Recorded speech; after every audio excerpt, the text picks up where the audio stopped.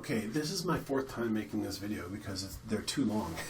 Okay, so I'm going to go over this real quick, what our pre-market thing was, how we traded, and all that sort of stuff. Today was a bad day. We lost $1,300, but learned some very cool lessons. Yeah, I mean, I had to take a day off and drink some serious tequila last night. This, I got to tell you, ruined my whole day, but now that I can step back at it and just take a clear, concise look at this thing, I've learned something which is good, because this week we traded balls out. I mean, 80% right. And that should tell you something about trading, by the way. You can trade 80% correct, do everything right, one bad trade, and you've lost almost all your profits. At one point we were actually negative into our equity. So not good. And I know that this is a margin account, but I've been doing this for almost a year and a half. My partner's been doing this for like 10 years, and we have got to get this right.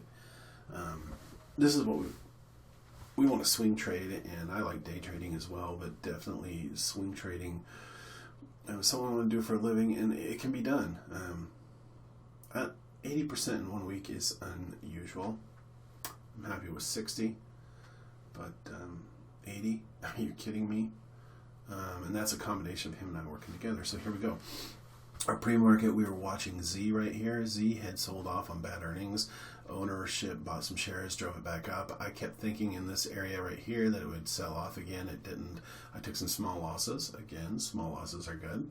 And this is where most of my losses for the entire week came. But then I saw it come back up here to this 50 moving average, and I'm like, well, candle's getting smaller, volume shrinking. It should sell off again. It did that. This was actually the move I was looking for. I didn't trade it though, but sometimes you need to go back and look at what your thoughts pre-market were versus actual. And so, yeah, it did it. Now I would be afraid that it potentially could get volume and go back up. But if there were any confirmation of a breakdown, you could potentially go 36.11 to 32.47. It could be a very, very big move. Bad earnings are bad earnings. Bad guidance is bad guidance, and it doesn't matter who buys it. Hey, what are you going to do for me in the future? Big money wants to know. Big money obviously spoke right here, sold off. Then you have a bunch of this going on. That's just that insider buying and people jumping on board. If you don't have big money in it, it's going down. So anyways, let's go to the next one. We thought we would trade PAGS as a stock that sold off. Gap down. I thought it'd come back up, and it's just brutally ugly, but eventually crosses your moving averages, breaks a level, and boom, it goes up. So I don't know if I could have traded this. Yeah, it's cleared 11 o'clock, so I would have been to work by then. But Yeti is another one. We thought Yeti would fade back up a little bit, and Yeti did fade back up a little bit. Almost impossible to trade unless you just were convicted at the open that it was going to do that, and there's no points of entry here. Obviously, your point of entry is probably right here, and you're getting kind of toppy, and so tomorrow it probably sells off though. So again, just bad earnings, bad guidance, that sort of thing. TITN, obviously we had it on the list. I don't have written down reverse to VWAP. So what that means is I think it was going to have a top end reverse. So it comes up here, throws this big candle. My entry probably would have been here, and that would have just devastated me. So, it really need a couple of these suckers to hold, and it did make a bear flag right here, and then sold down, and then it sold down. Your entry would have been right here, though, and, your risk to reward would have been awful, so you couldn't have taken that trade. You might have been able to take the trade right here, 1, 2, 3, fourth candle down, 1888, and it's still a terrible risk to reward. I mean, because you wouldn't know this move's going to come. So, yeah, you couldn't have traded that thing. What else do I got? AMBA, Yeti, Z, TIT, AMBA. Oh, we talked about all this. Okay, so let's go to the trade I did today. Again, lost money.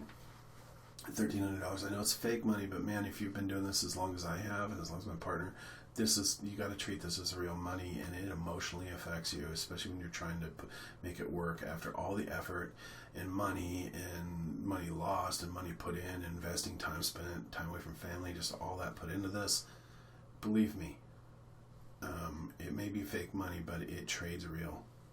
So if you're really trying to make this as a career, you will get it. You will feel those emotions and not be mad that you're losing money. Just be mad at why.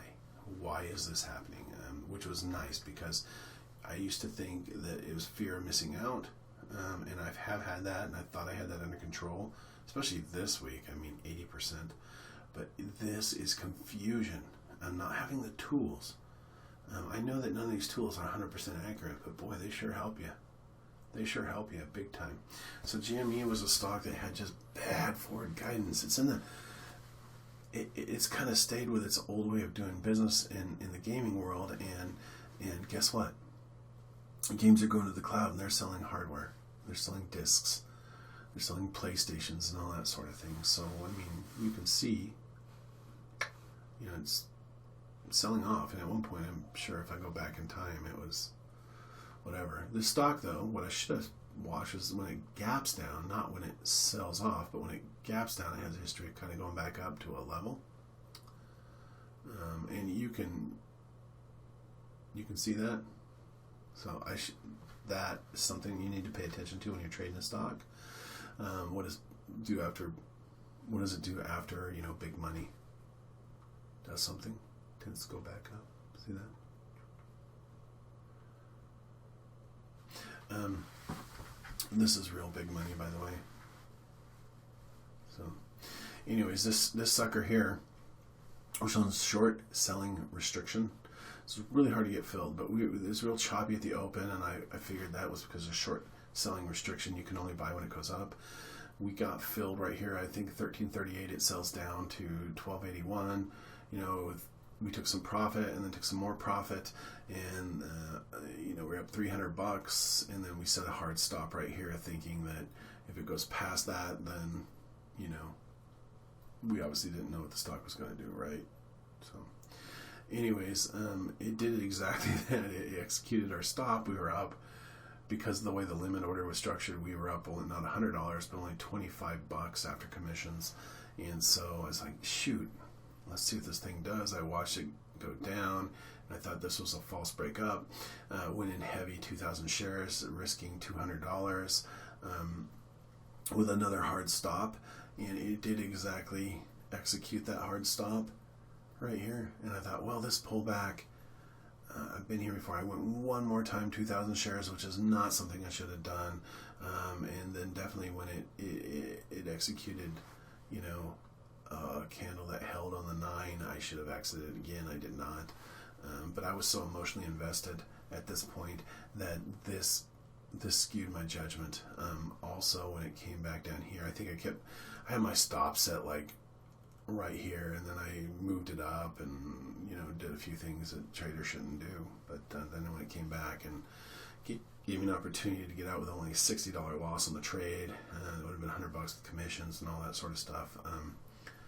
I could have walked away down $355 for the day. It wouldn't have been pleasant. It would have been like 3% of the account, but it'd been a lot better than what happened to me at one point. We had lost all of our week's equity, and now it's sold down. I kind of thought it would go down again, but whatever. I did feel that all this right here was because of this short selling restriction, that people were just trying to get filled to get into it to go short, because if you look on the daily chart, we expected it to tap VWAP and then sell down to the 1221-ish area. Maybe it still does that. There's a rumor on this also counteracting the sell-off that could be bought up. But what kind of idiot would buy this stock? The gaming world's going to the cloud, and they're selling discs and PlayStations. So I don't know, but I do know that we have to look at technicals, and I do know those are important to look at. But geez, the forward guidance on this thing and the earnings, and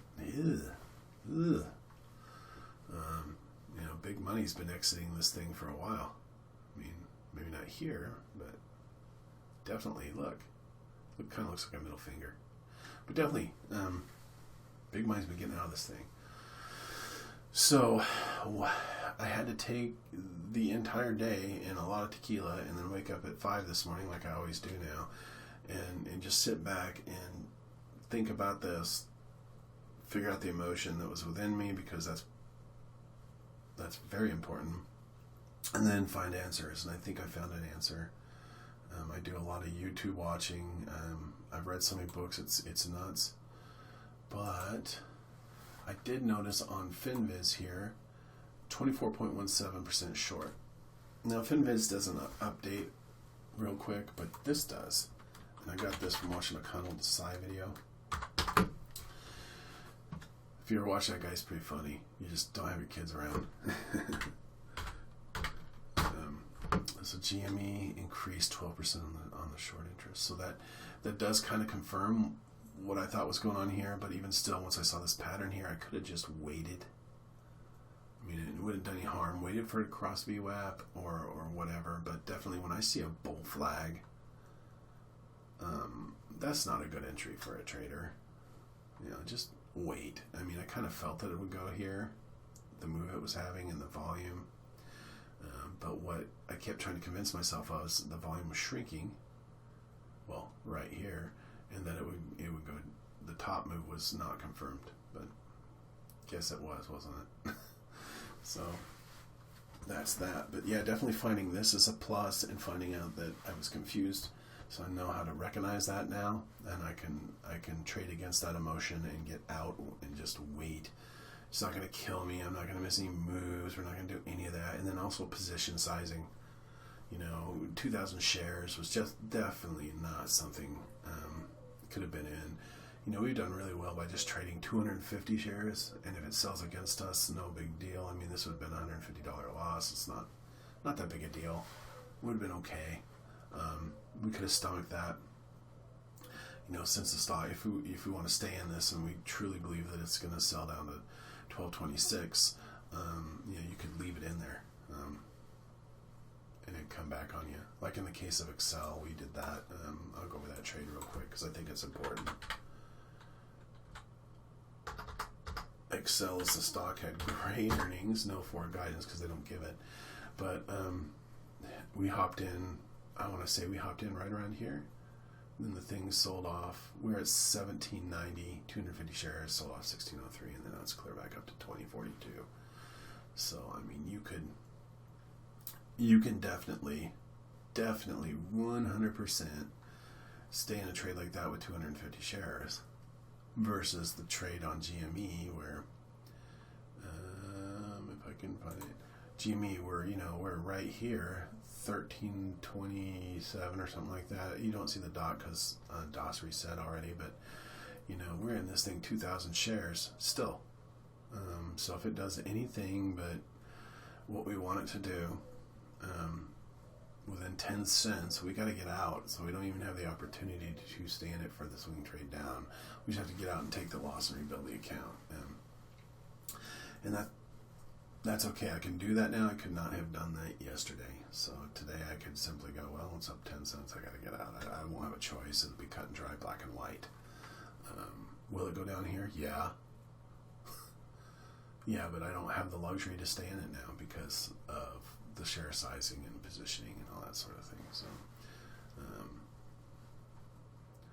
I guess 1366, I don't want it to go to 14. I would, yeah. So, or if it comes down to here and we get any sort of a little amount of profit, we'll take it out. Instead of making a huge profit now, the best we can do is hope for break even or small profit. So yeah, position sizing ruined the whole trade. Anyways, thank you. Let's recap.